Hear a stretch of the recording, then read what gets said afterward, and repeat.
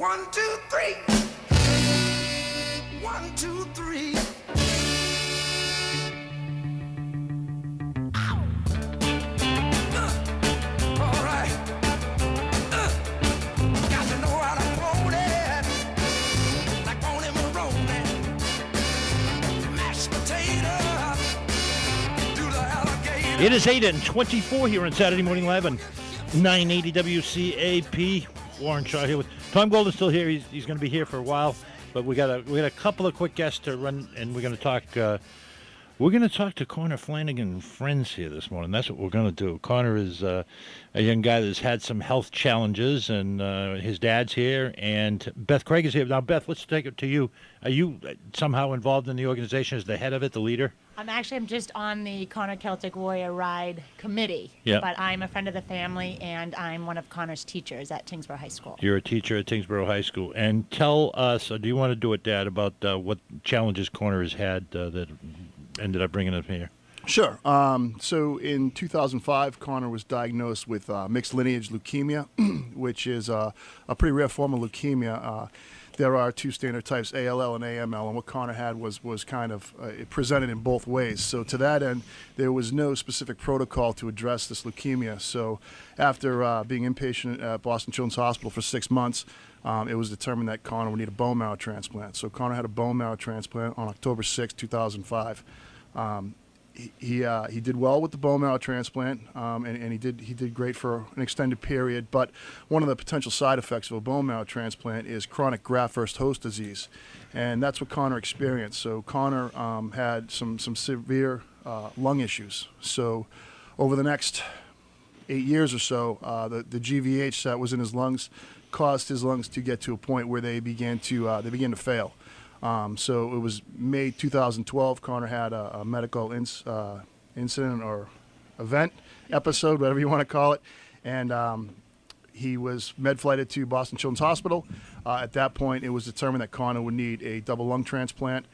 So for the next 17 months, Connor was on. He had a tracheotomy. He had ventilator and oxygen, 24/7 ventilator and oxygen support. And he certainly couldn't go to school at that time and whatnot. So he waited for a set of lungs to become available. 17 months later, we got the call. And October 18th, 2013, we drove into Boston Children's Hospital, and Connor endured a 11 or 12-hour procedure to remove his lungs and get donor lungs. And here he is today. He's doing great. Looks marvelous. And we appreciate Beth Craig and certainly Casey Finning as part of this to continue to raise funds for the Connor Flanagan Foundation, which began approximately 10 years ago. All right, so let me talk to Connor for a little bit here because he's sitting patiently behind a microphone here and looking pretty healthy to me. So how are you, Connor? Oh, that's not on for some reason or other. We get him on now. Okay, so you good? Yep. Feeling now? Is that all behind you? You feel strong, positive? Yeah, I feel a lot better now that I don't have oxygen trailing on. Like it's like a leash. It's like a human leash. Yeah, so tough situation to go through for a young guy. Yeah.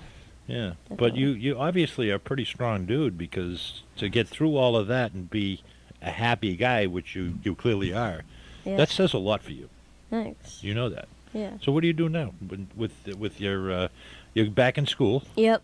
I'm back in school. I do theater. We currently have a show. Really? So I'm working on that. Yeah. A lot of dancing, which you need your lungs for, so that's a big part of conditioning and stuff. So it's a good exercise for the lungs and every part of you. Oh, and I'm the class president. Really? Yep. Right. Look at you. Look at you. I'll be playing golf in the fall. Yeah. Yeah? So, yeah. What grade are you in? I'm a sophomore in high school. Sophomore in high school. So you have really set your bar pretty high. Yep. Yeah. For all of those challenges you went through, man, you're doing pretty well for yourself. Thanks. Yeah.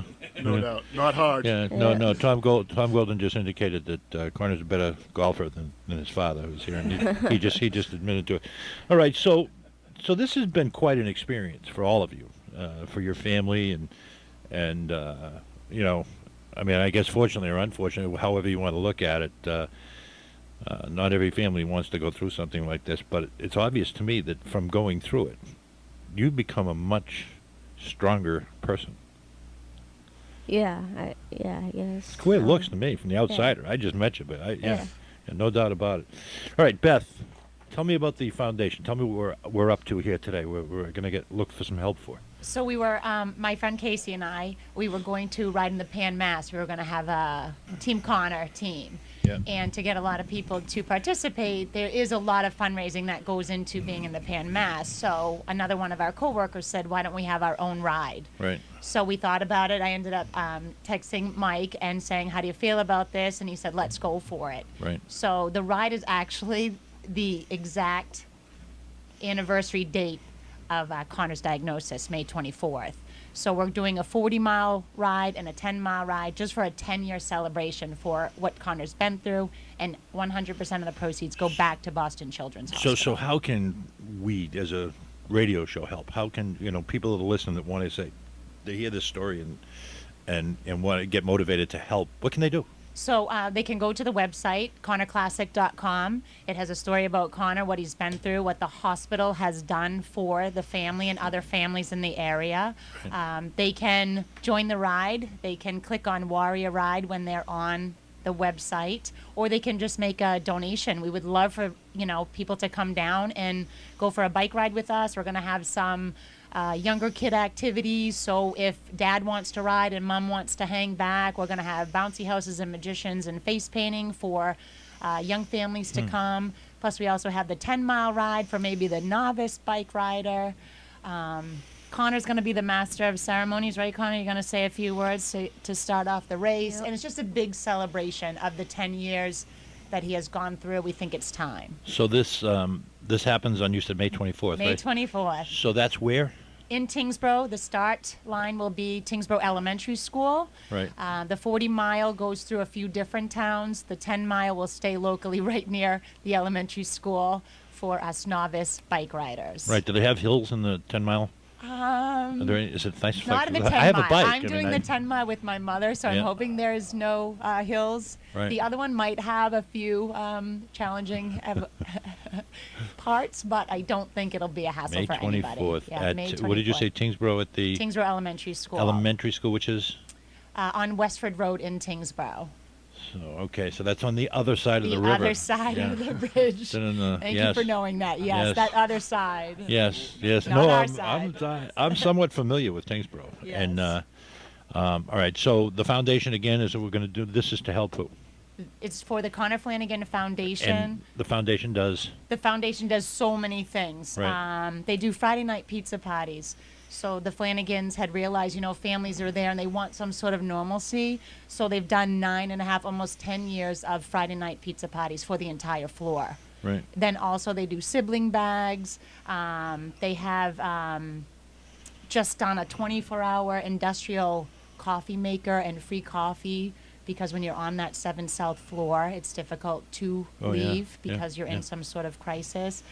Also, they've helped out local families because, just with parking and gas and the daily activity when someone's first diagnosed, they give so much. And they've also, they won a Jewelers for Children contest, and they donated all that money to Boston Children's Hospital on top of their own donations that they've made, so iPads and laptops and all kinds of things that they give back to the hospital. Right. All right. So if I could just jump in for 1 second, I think Connor can tell the story about how the Friday night pizza parties came about. So why don't you? So Friday night pizza was something we did in our neighborhood. Every Friday for the weekend, we get together and have pizza together, like as a neighborhood. Yep. So when I went into the hospital, that was something I really did miss. Sure. And one weekend, my neighbor Paul brought his kids in and brought a bunch of pizzas from home, from our pizza place at home. For a Friday night party. Friday night, exactly. Right. So it was a little party Remote. in my hospital room. Right. And it was something I really enjoyed. Right. And I figured everyone else should sort of enjoy that at the hospital. It's something for them to look forward to, some good pizza and a good time. Good little stuff. Party. Yeah. For sure. Yeah. All right. Well, this sounds all pretty exciting. And I almost think so May 24th is a bit down the road. It's a bit down the road. So Anna's going to give me the information. We can post it on our Facebook page because there's a lot of action there. But I think maybe come in again before the 24th and Ooh, try we and would love that. Yeah, no, I think so. I think like 2 weeks before to try and put a little more emphasis on it so that we can make sure that everybody remembers that they should help out with us. Yeah. Does that make sense? It makes total sense to us. All right. Well, we look forward to seeing you again soon. And Ann's going to give me the rest of that information. We're going to put it on the Facebook page, and we're going to support you every bit we can. All right. Because you're quite a dude, you know. Thanks. Yeah. Thanks. You're pretty good stuff. Thanks. Good for you. Keep it going. Keep All it right, going, thank man. you. All right. Well, thank you all for coming. Thanks for having We're not us. going to take a break, Tim. We'll just keep it here because we got John Martin. We're going to talk to him. Thank you all for coming.